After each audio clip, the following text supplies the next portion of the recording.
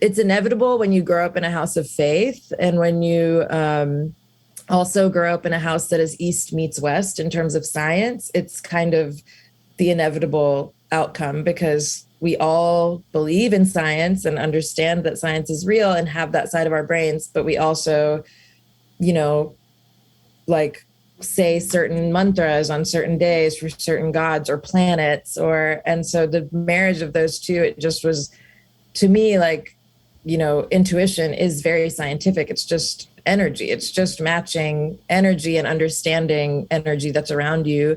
So it always made sense to me that way. I think because of the way my family was accepting and like factual about it. Like they were always just like, oh yeah, that, of course that thing happened that the horoscope said. Like when I got stuck in Hurricane Katrina, my freshman year of college, my parents, while very, very worried because they didn't know where I was for a long time, also knew, like they were like, yeah, but your horoscope said that water would block your education. And then when that happened, we realized that's what it was, you know? So it's like, wow. They've been so good about never leaving a ton of room for me to ever panic about anything. So I now try to give that to other people and try to be like, there's nothing to panic about. This was fated, or this was, you know, you're exactly where you're supposed to be kind of thing. And that's definitely because of the way I was raised.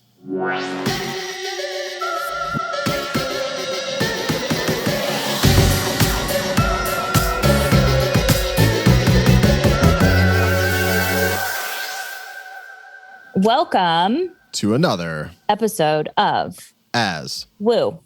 As You Want, with Celine and Jeremiah and Yamuna Meleth.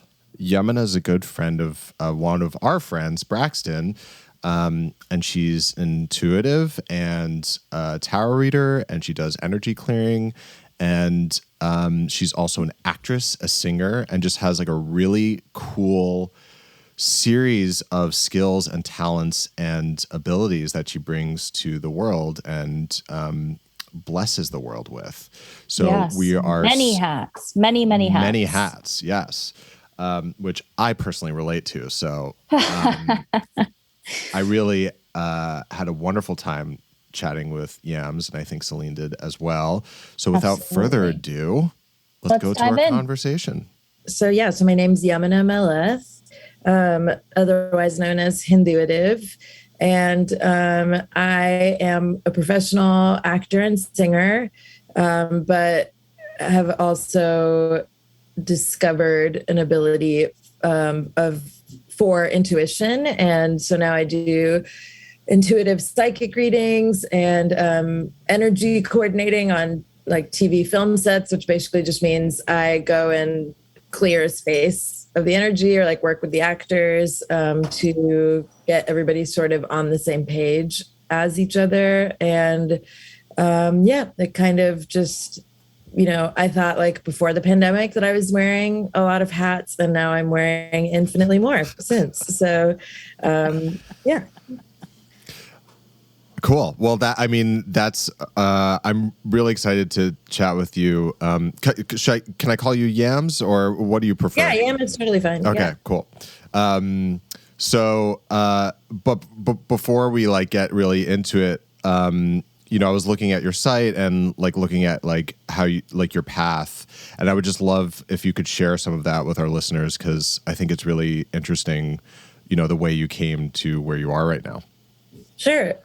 So as the pandemic was looming and none of us knew, I was in a national tour of a musical called The Office, a musical parody, and I was the female swing, and I was the first POC Pam to go on tour, and it was, to be in the production at all, I guess. And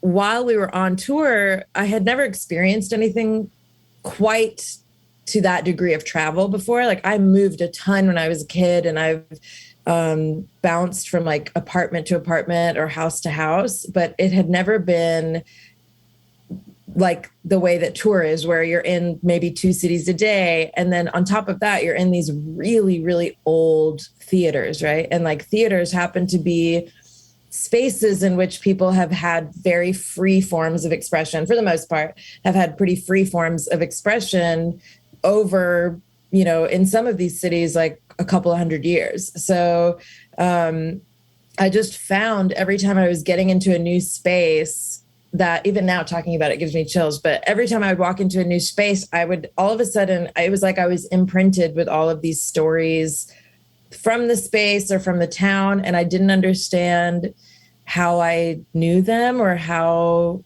I would have known them. And then I thought like, oh, well, I read a lot. I'm probably just remembering or recalling something that I've read before. But then every time, a specific example is when we were in St. Louis, I just kept getting this story of this painter and who had like kind of fallen to a tragic death. And I just kept kind of like seeing in my mind's eye this image of this young guy in the green room.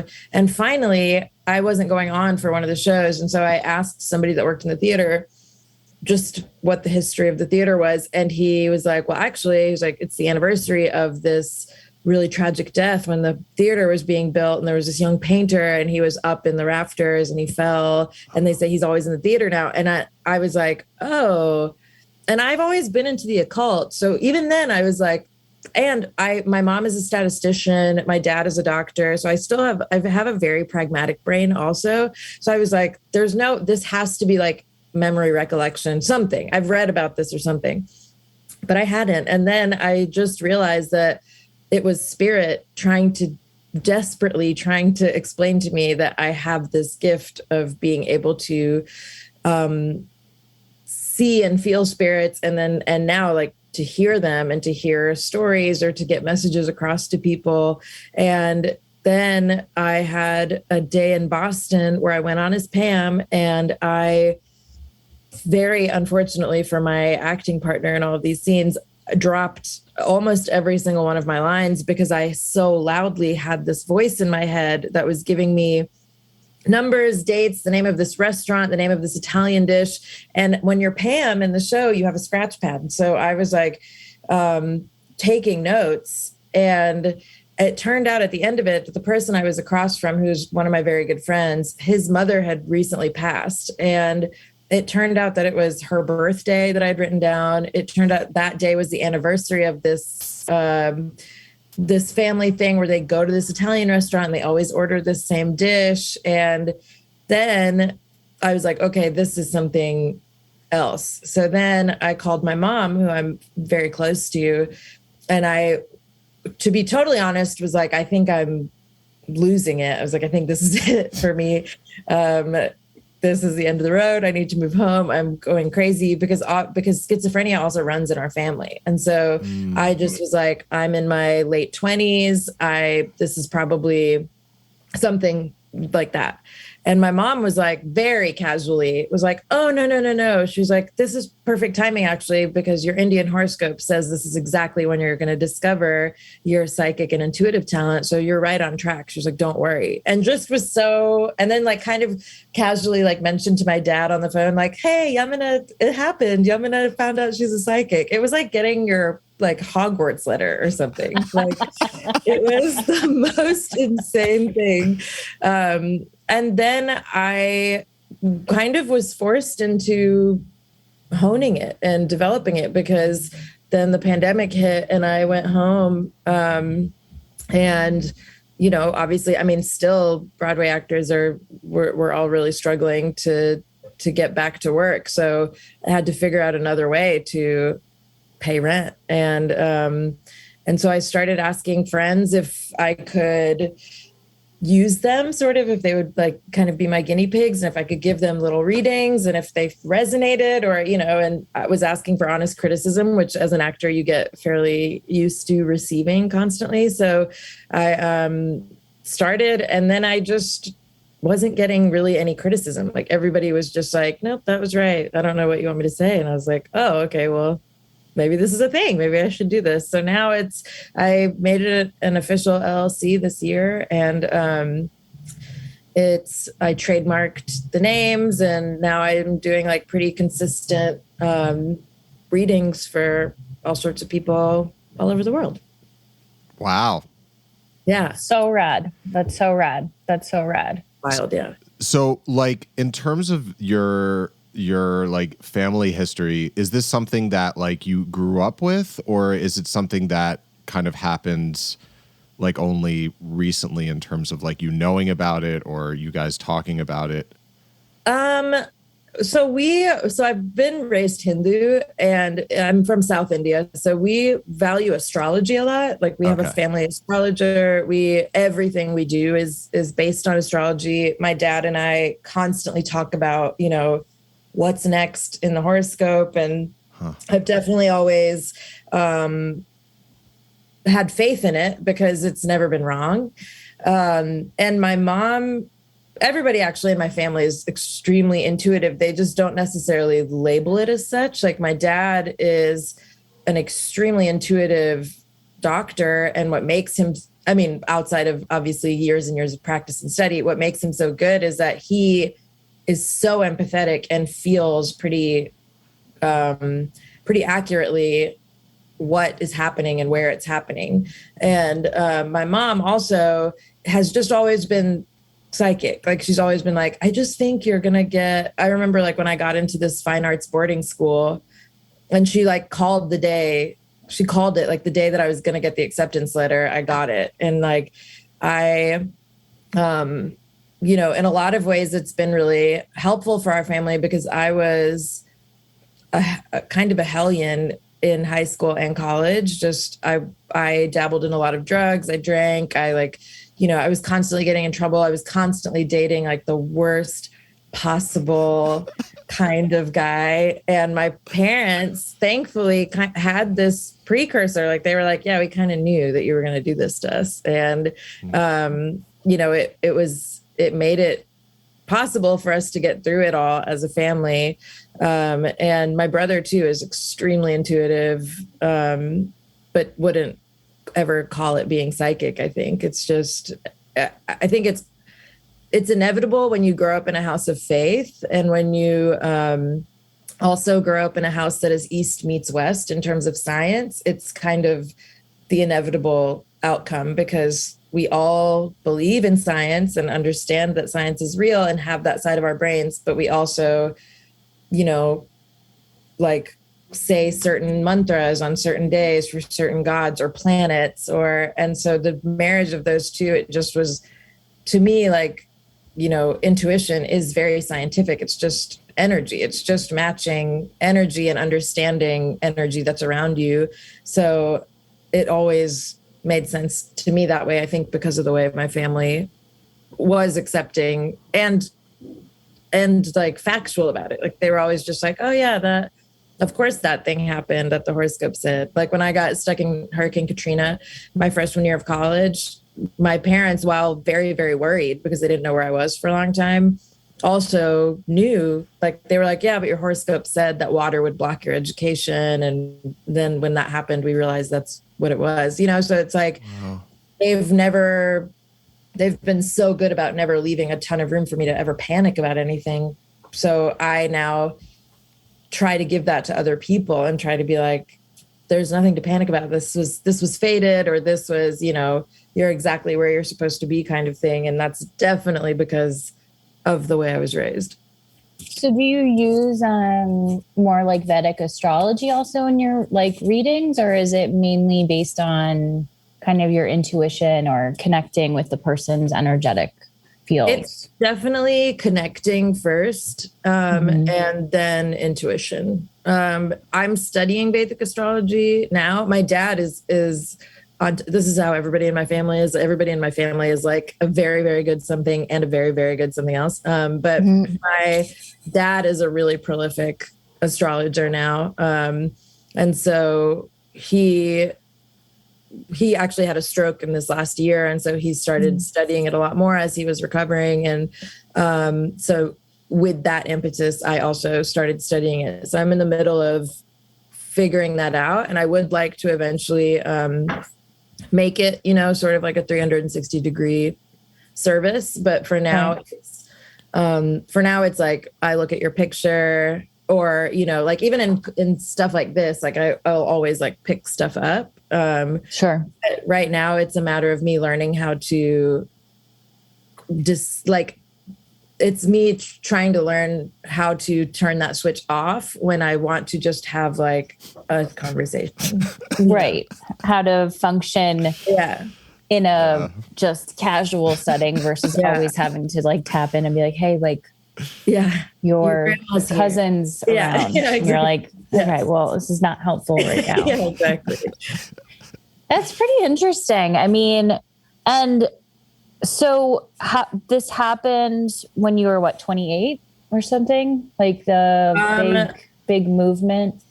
Yeah, it started after a breakup when I was 28. And then it got really intense around 31.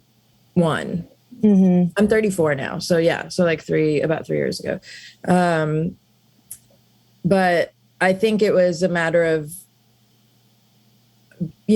this is such a cliche, but like when you get broken down and when you go through a ton of tumult and, when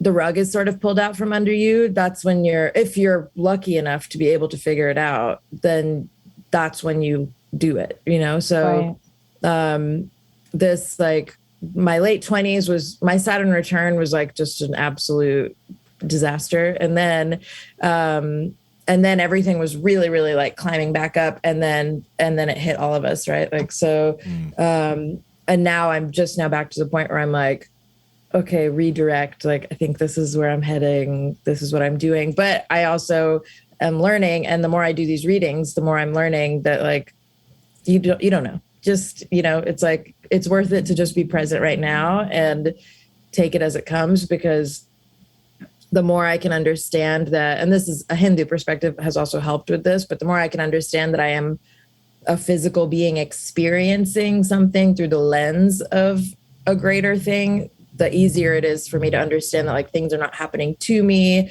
The easier it is to do readings for other people, because it's very hard for me not to just take everything on that somebody is feeling.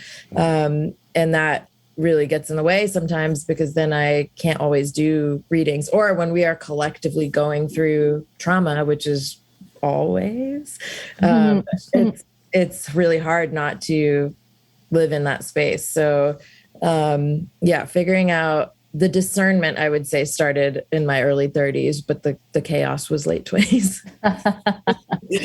Yeah. I mean, I think it's really important whenever you're working in any kind of energetic exchange to really understand how to protect yourself and, not take stuff on, because I think it's a natural inclination of somebody who's more intuitive and a healer. You want to like be present. And there's like a very thin line between presence, being there from someone, and then like it kind of seeping into your own kind of field. So, I think it's, as someone who does a lot of healing stuff, I have over the years now just gotten more rituals involved and like little things I do before sessions, or how to ground yourself. And it's only in time really that you learn that, what works for you. So it sounds like you're swimming in those waters right now.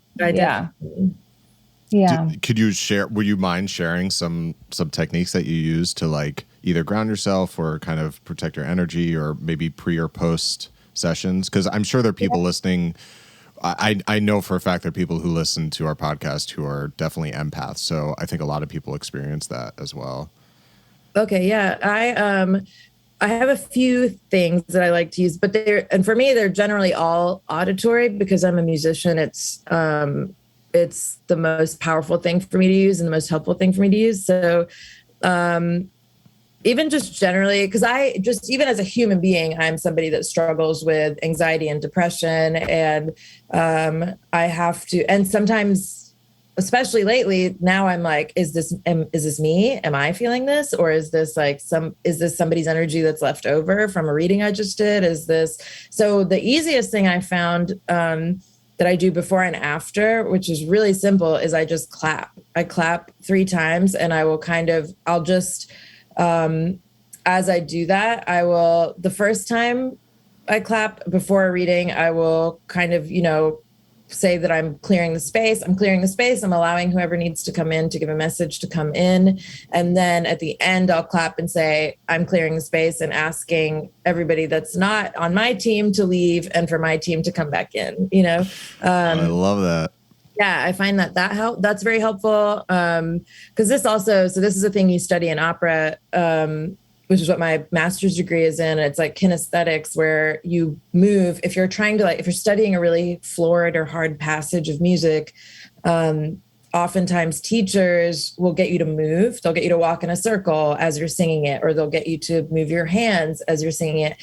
And it helps. It just helps you envision the energy of that passage coming out, right? And it's similar to that in that if I can pretty strongly visualize my energy clearing and then add a noise or sound to it, then it becomes more effective for me. So sometimes I'll use, I have a little Tibetan singing bowl that I will use sometimes to clear space. Sometimes it's something as simple as I'll just light incense and walk around. I live in a studio, so it's not a lot of space to clear, but it's also not a lot of space to share. So it just gets really intense if I don't do something like that. Or I'll put on a favorite album, which is usually Lake Street Dive. I'll just put that on and sing, and that will kind of clear everything around me. That's great. I love it.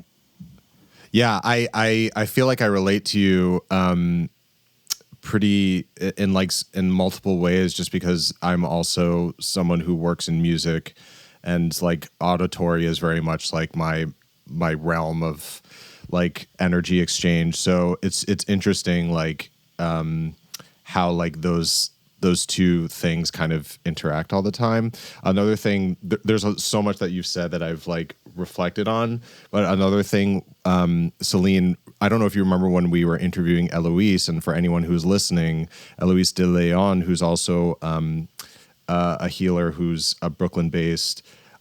Years ago, she had the same experience where she worked in certain theaters, and she would feel all of that energy. So it's so interesting how even though that that the energy is maybe you're acting as someone, a really good actor will literally channel and personify this energy, and it'll sit in that space. Yeah. So I found that really fascinating as well.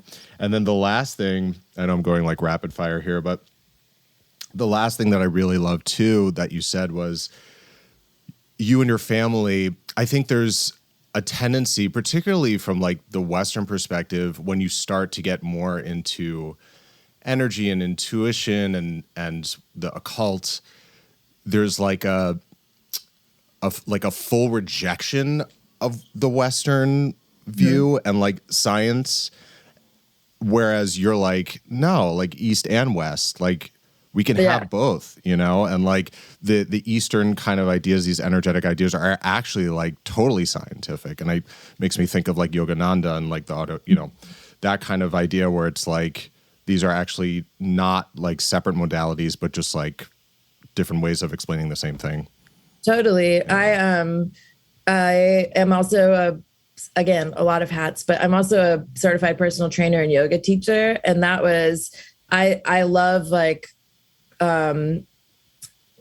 love the science of yoga, that says by doing these asanas and by moving your body, while that's such a small portion of what yoga is, that's what allows some of these traumatic memories to release, or some of these heartbreaks to, excuse themselves. It's just, to me, it's so much more comforting to think that both are real, and to know that both are real. I don't know, because science to me is also very comforting. It's, when, or even math, that 2 + 2 will always equal 4 is very comforting to me. But that I can, that I can create my reality is also comforting. So it's like, I don't know. I don't know why it has to be one camp or the other. And I grew up in Alabama. So I grew up in a culture that was, you're Christian or you're not. And we were kind of very much not. But then I also like sang in the church choir every weekend and was like the soloist for all the gospel stuff. And, to me, it was like, yeah, but we're all saying the same thing. So why does it matter? And the same with like when people fight about medicines, like homeopathic versus, Western medicine, it's like, well, both of these things have been researched and looked at. So what is the harm in just like, you should go and get chemo and radiation. And maybe also you should take these turmeric capsules. It's like these things can be together and they should be. And I think if anything, it just broadens the possibility of healing in whatever capacity that is, whether that's through a reading or, with an actual disease or whatever. But I think it's the openness that leads to you actually being presented with the solution that will work for you. I love that. Yeah. I mean, I'm an acupuncturist, so that's like right in my wheelhouse, right? Like, I think the evolution of healing really is the integration of these two modalities. And I think it is coming to a place where both kind of live together, but I think it will have to dismantle a little bit of a previous structure that is falling.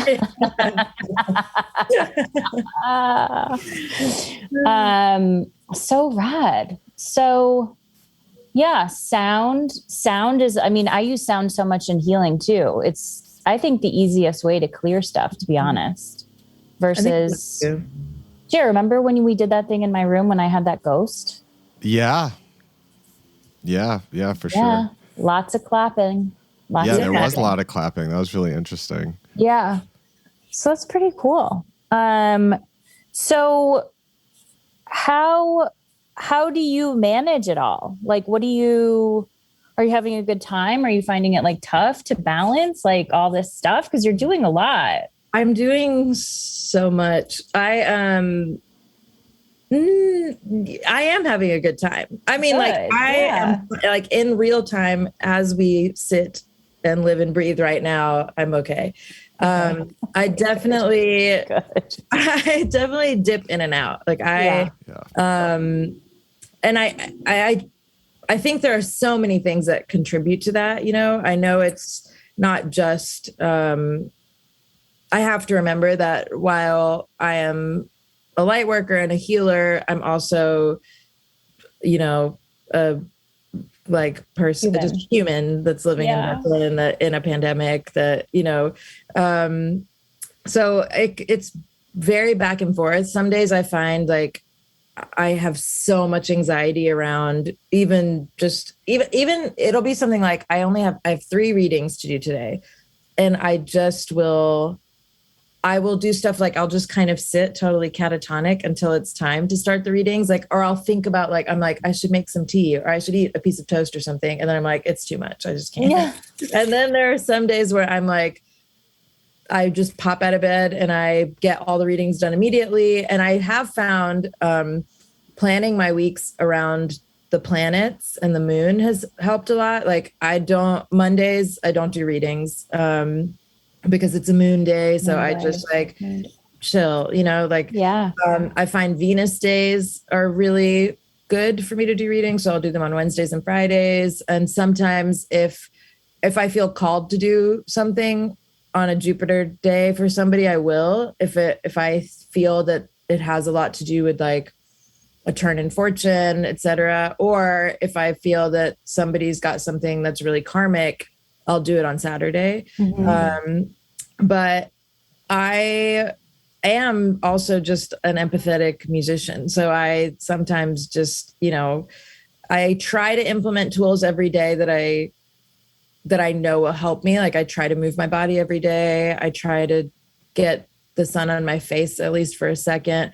But what I'm learning largely is the concept of radical forgiveness with myself. And it just like, understanding, you know, I'm also somebody that has struggled with addiction. And so there are some days where I just want to sit at home and drink and smoke. And I have to just kind of like be careful with myself on those days and be gentle with myself on those days and be like, okay, this is an aspect of you that exists. And to deny her is not necessarily the healthiest thing.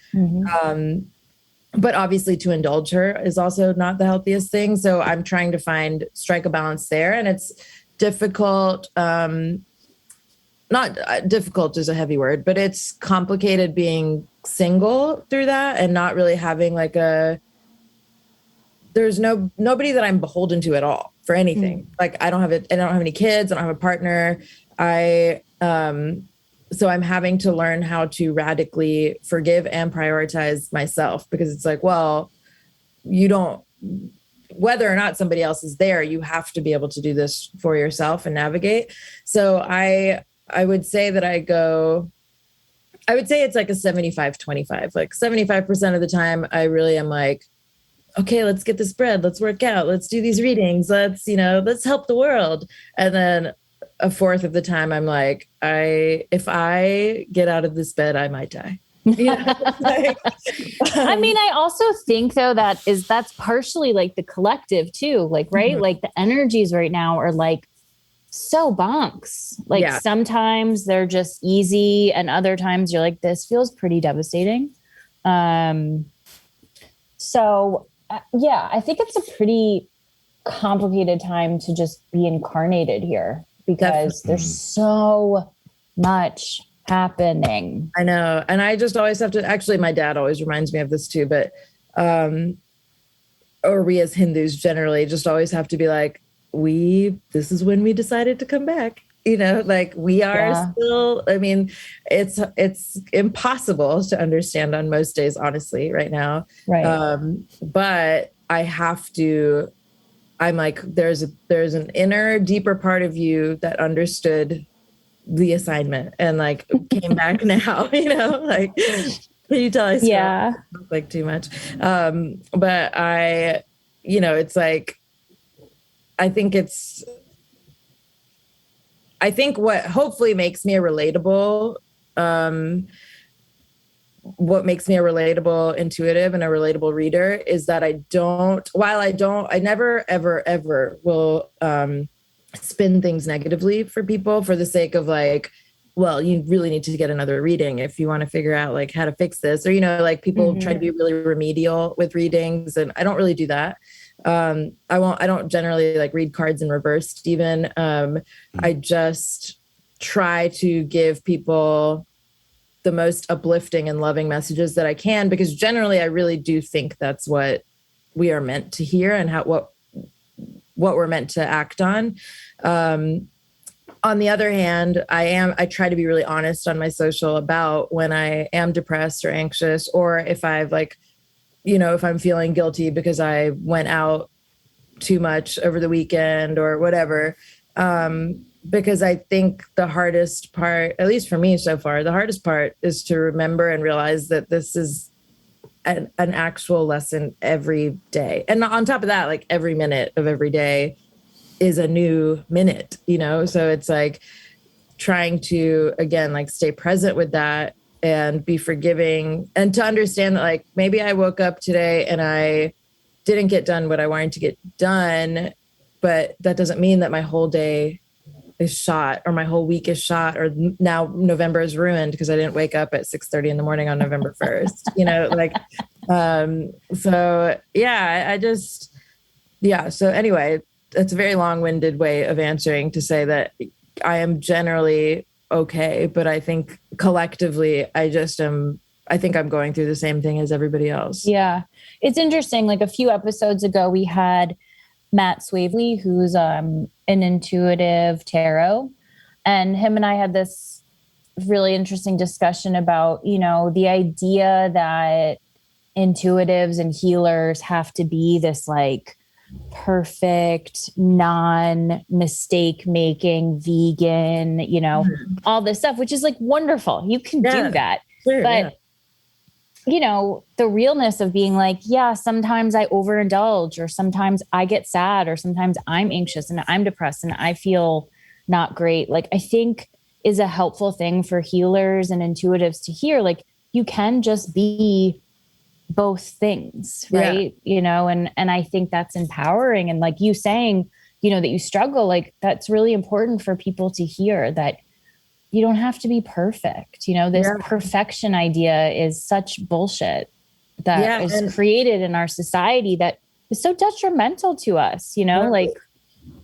And like, once you, I mean, in terms of perfection, right? Like once you're, if you've perfected everything down here and like you're enlightened, then like that's your exit, you know, you're going to go. Like, it's the whole point is that you're experiencing this as a human. And that I saw something really cool yesterday, actually, where this guru basically was talking about, his name's Sadhguru. He's like a big Shiva. Yeah. And so, my mom and I are big fans, and, I mean, fans sounds weird, but followers, I don't know. I like fans. I like fangirl. We're like at every concert. But he was talking yesterday about this ability to observe everything, and that once you understand that things are just happening and not happening to you, that you even savor grief, you savor sadness and anger because you're getting to experience it in a physical body. And it's just as, like we were saying about frequencies earlier too, right? They're the same frequencies in terms of like how you feel them or how strongly you feel them. It's just that they're not, you know, it's just if you can like flip the script to be like, I am feeling this thing so intensely. What a gift it is to be able to feel this thing so intensely, despite how my mind is telling me it's making me feel right now. It's amazing that I have any breadth of emotion, that I have any scope of, you know, that I even know that this is really crappy because these other amazing things have happened to me. And I just think, and there's fun in all of it, right? Like I was drinking beer and screaming at the saints on TV yesterday, and then, you know, praying to Durga this morning. Like it's okay. Like, yeah, I think to me, I think that's where it's at, you know? So. Yeah. Well, it's the paradox or the irony of being a physical being, but also once you acknowledge that you're more than the physical being, right? Like connecting with that higher part of who you are, or that deeper part of who you are, and then experiencing life that way. It's a whole different way of being. I think for a lot of people, I think it's just a matter of like releasing the attachment to just the egoic concept of self. Definitely. Yeah. And I think remembering that age is just not, I mean, it's just not a thing. I mean, it is like, you know, I guess also I lately have been practically thinking about age a lot because I am somebody that does want to have kids, and I do want to get married kind of thing. So, you know, then your human brain kicks in and is like, well, if that's what you want, like we kind of got to get this show on the road.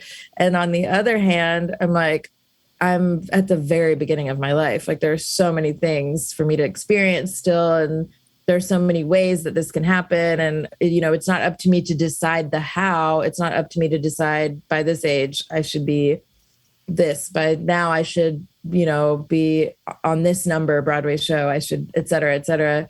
It's like, that's when time becomes a problem, because then you end up wasting it thinking about it all the time. Right. So it's like trying to understand that. And that, I mean, again, another age-old cliche, but that like, you're really not guaranteed any time. So you might as well just enjoy the time that you have. But again, it's very, very easy for me to say that talking to y'all, you know, and then like I close the laptop and I'm like, I have no idea what I'm doing with my life. Interesting. I would also say like, just like on this note, like, I feel like this comes up a lot. Like, you know, all three of us are New Yorkers. Like Celine and I are New Yorkers. So, and we've had feedback about our podcast where it's like, it's a very unique kind of perspective to like talk about like these woo-woo or like occult or whatever topics from the New Yorker perspective. Right.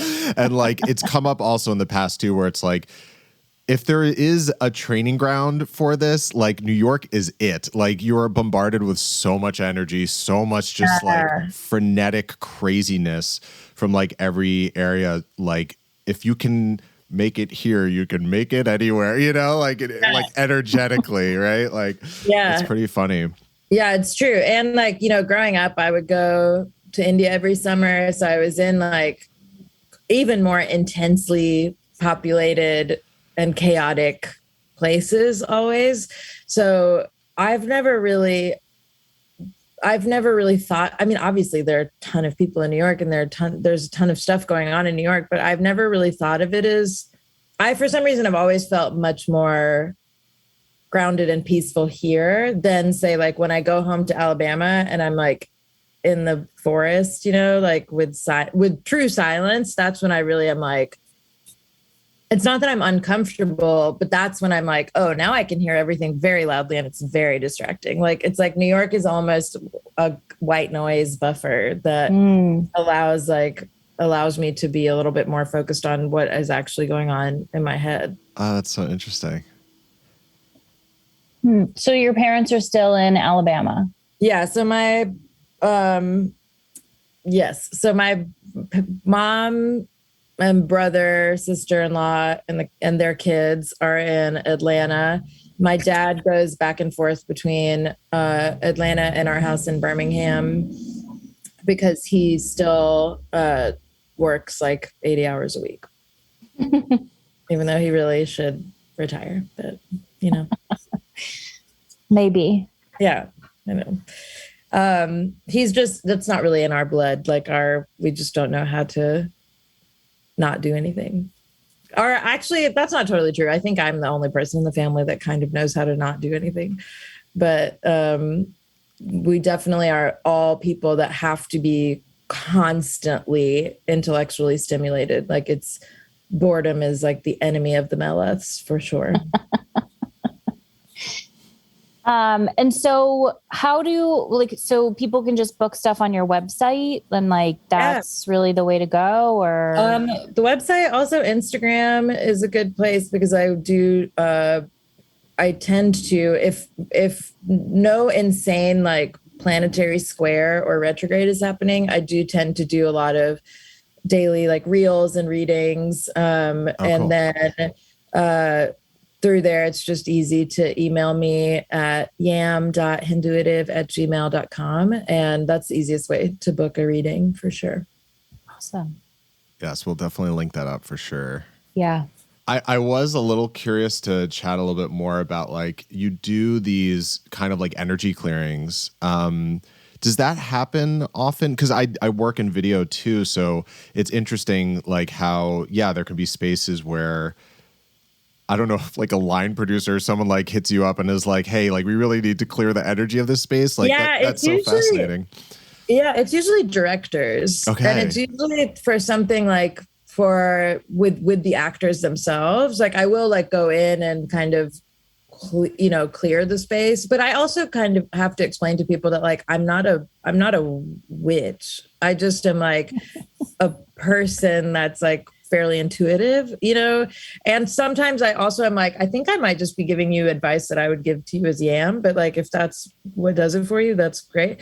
But usually it's like an actor thing where I will start with like a yoga, like a 15-minute, yoga class and meditation. And then I will just kind of get all of the actors to interact with each other and we'll just kind of collectively clear the space so that it's like the way to start the day in the morning. Mm. But it's funny because like it's not, it's kind of becoming more popular. It's also kind of something that I just decided I do, like I just was like, it was one of those things where I was like, this is helpful to people, but I don't really have a name for it. So I was like, what do I call this? Like, this isn't really teaching yoga. This isn't really doing a reading. And I was like, I'm coordinating energy, I think. So I think so. call myself like an energy coordinator. And it honestly, it relies a lot on my intuition, because that need is different from set to set or place to place, because sometimes it is like people need to clear whatever they've got going on with each other. Sometimes it is just like, oh, there's just like kind of something lingering in here. Let's just, clap it out or whatever. Right. Yeah. Yeah. Yeah. I mean, for anyone who is listening, who's like involved in that kind of stuff, like that's super helpful to have that kind of grounding or clearing of energy, because there are times where like you can kind of feel it, where like people may come into the set or come onto stage with like shit going on, and it just like what do you call it, like overflows into the production or the the scene or whatever, and that can like really make cause issues with like the art that you're trying to create. Definitely. So that's like a really interesting way of like approaching like energy work, from like how do we like work with the energy so that we can like create an artistic expression that's actually like helpful for people, that's like really getting the creator, the director, the musician, whatever, their like idea across in a way that will like inspire and like influence people in a positive way. So that's really cool. I love that part about your practice. Yeah. Rad. Yeah. That's so rad. Well, thanks so much for doing our little pod. It was really delightful, and like just super cool to hear about like a different way of like working in the energy worlds. Yeah, I really appreciate y'all having me on. Yeah, totally. Absolutely. It was really a pleasure meeting you, Yams, and hopefully we'll be in touch soon. And for everyone listening, like you'll see the links. Hit up Yams. You'll see the links. You'll see the socials. Get involved. You need you need that energy clearing. Come on now. So thanks y'all for joining us, and thank you, Yams, for sharing your energy and your perspective. It was really a blast. Cool. Thank y'all. Thanks so much. All right. Yeah. Take care, guys. Bye. Bye-bye.